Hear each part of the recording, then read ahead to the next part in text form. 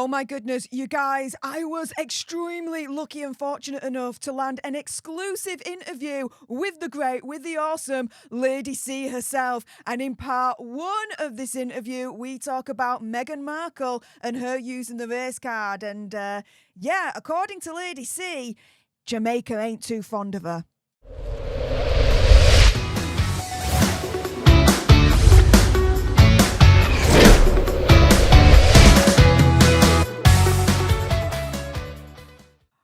Oh my goodness, guys, what a surprise I have for you. I have the great, the absolutely awesome Lady C here on the channel. Thank you so much for agreeing to come on and to be interviewed by my Yorkshire gobby self. How are you and Aurora doing this evening?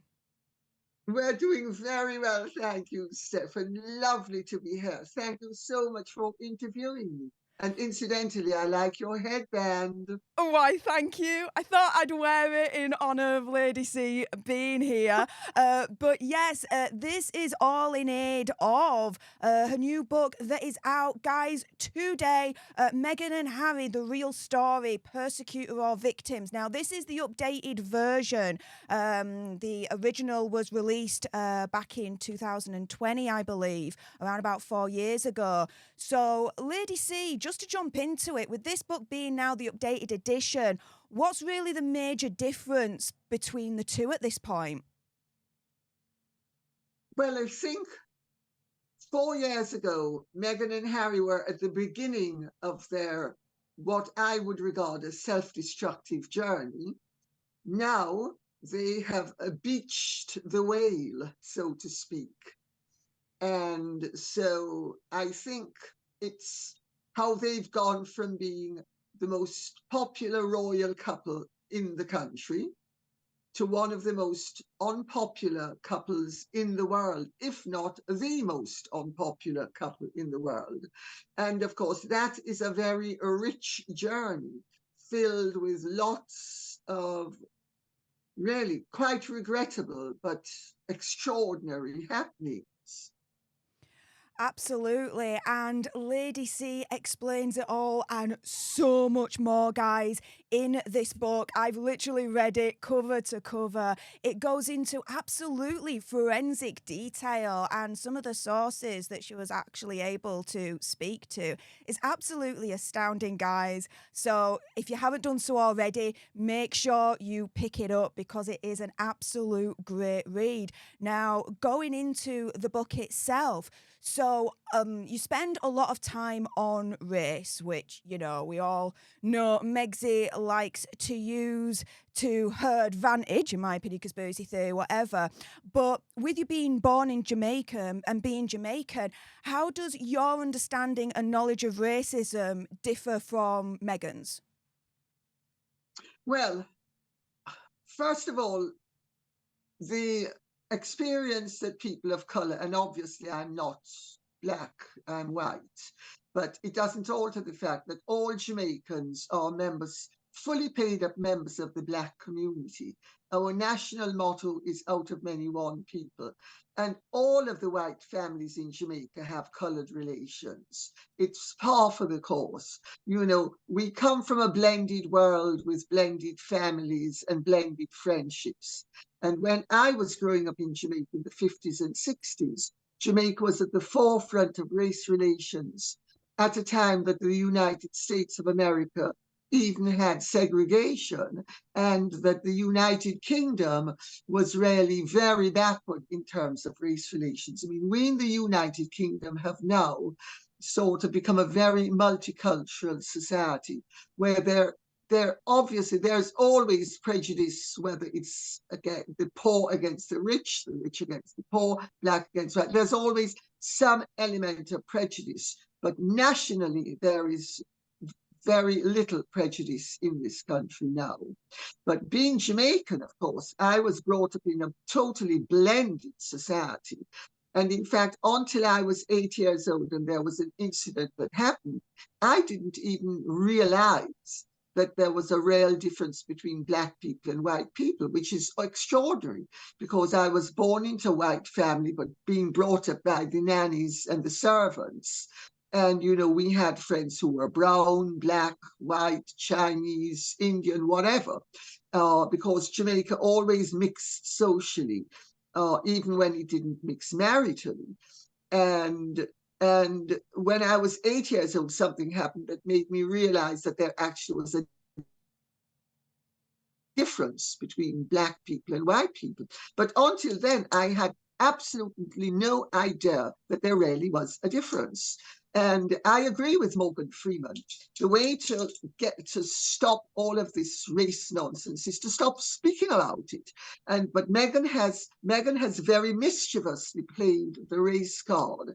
And it matters greatly to me, not only as a Jamaican and as somebody who has cousins who are of color, but also because being a Jamaican, I take strong exception to anybody who creates mischief racially. I mean, Jamaicans just do. And I have also been approached by various diplomats in the West Indies and African diplomats as well, telling me, you're doing a wonderful job. We deplore what Meghan Markle has done, and you need to continue doing it because she has created no end of trouble within the Commonwealth as a result of her race baiting. So, I mean, for all of those reasons, I'm more personally invested in the whole business of race than the average person. And also, Meghan, being American, has tried to transpose the American experience where race was concerned to Britain. But in England, we have not had slavery since the Saxon times. Even during the height of the slave trade, there was no slavery in England. Slavery was never instituted legally in this country. So for about 1,000 years, well over 1,000 years, we have had no slavery in this country. And yes, there was slavery within the colonies, but not in Britain. And that is an important distinction. And she's not even aware of this. And she's not aware of the fact that in the West Indies and the British colonies, slavery was abolished in 1833, and the slaves were totally freed in 1838. And since when, if you read, for instance, Mary Seacole, who is a famous Black Jamaican, her memoirs, she was a nurse in the Crimean War, and she's a heroine of the Crimean War, acknowledged as such by members of the British royal family who were connected to Queen Victoria. And she's now a huge figure in the West Indian community. And in her memoirs, she makes the point that black and brown and white all mixed very freely at a time that Americans still had slavery. And Meghan doesn't understand the distinctions, and she has tried to create mischief in this country and in the Commonwealth using the American experience. But she also passed for white for most of her life. When she was at school, her drama teacher, who is a great friend of mine and to whom I spoke, didn't even know Meghan was a child of color, because her mother was absent from the school until her graduation.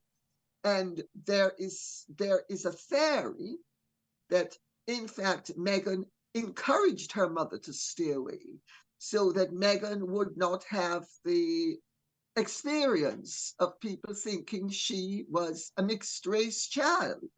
Yeah, she's definitely caused a lot of mischief when it comes to race. I mean, more recently, with the Jamaican Prime Minister, Andrew Holness, who has made, it looks like, no bones whatsoever wanting to remove King Charles as head of state. Are you able to give any insight in terms of what the royal family thought when Meghan and Harry visited Jamaica for the One Love Bob Marley film premiere and posed with him? What was the potential damage on King Charles and the Commonwealth as a whole with that, Lady C? Well, in fact, Andrew Holness, who incidentally I helped to get elected, I was invited to do a supportive video on him, which I did. And I think people over here don't seem to understand that in many of these countries, it's not being anti-British or anti the royal family for them to want their own homegrown head of state. This is a misnomer in this country. That it's people here don't understand that, but Andrew Holness himself was not, he did not know that Meghan and Harry were going to be there until the 99th hour. And he was not eager to greet them or meet them because he was very aware of the embarrassment that had been caused to him and the Jamaican government and to William and Catherine as a result of the Markle and Harry's mischief making in terms of the colour question, which had rebounded so adversely when William and Catherine visited Jamaica. So, let's keep Andrew Holness out of it, because in Britain, people don't understand the nuances, and they say he's anti-monarchist. He's not anti-monarchist. He wants Jamaica to be a republic. It's no reflection on the British royal family. He simply feels that he wants that Jamaica is now grown up enough to have its own head of state. I personally don't agree with him. I think, and I now speak as a Jamaican, I think that it is in Jamaica's best interests to continue to have a connection to the British monarchy and to have the British monarch as the head of state, largely because this is a guarantee of judicial and legal, it's a legal protection and a guarantee that ultimately the West Indian judiciary is not going to be the deciding factor where they can be corrupt. And I'm not saying they are, but what I'm saying is that there is far less likelihood that there will be partiality legally in the United Kingdom amongst the British judiciary where Jamaican situations are concerned than there would be in Jamaica, where you then have, because you have very strong political partisanship in Jamaica. So for that reason alone, I'm in favor of retaining the British monarch as head of state. But what Meghan and Harry have done is they have unleashed so much conflict and so much aggravation racially, but it's actually coming right, because when they went to Jamaica, I mean, I can't say on air some of the things I was told, but one of the characters in the Bob Marley film One Love is Chris Blackwell. Chris Blackwell's mother and my grandmother were distant cousins. I mean, all of us Jamaicans are interconnected and we all know each other. And I have to tell you that the after party was held at Chris's mother's former house. It's now a 5-star hotel called Terra Nova.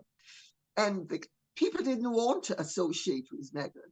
They were happy to associate with Harry, but they didn't want to associate with Meghan because they deplore the fact that Meghan has played the race card the way she has played it, and that she passed for white for so long, and now she's trying to pretend she's black, when to them she's not black, she's brown. So Wow, okay there, Lady C, dropping some knowledge there, my goodness. And that, you guys, was part 1 of my exclusive interview with Lady C. In part 2, that will drop tomorrow, 9 o'clock UK time, 4 o'clock Eastern, Lady C goes into Meghan Markle, the narcissist, her mother Doria's missing years, and also, did Meghan set her father up to fail? It's not a coincidence, that's for sure. So make sure you tune in tomorrow, and on your way out, if you haven't done so already, make sure you subscribe to join our Alter Nerd tribe. Let's be honest, help me get to 100k so I can get that silver play button right there and hopefully cause a Christopher Boozy meltdown on Twitter. Like, share, comment down below your opinion, conspiracy theories, whatevers. And until the next time, you guys, laters.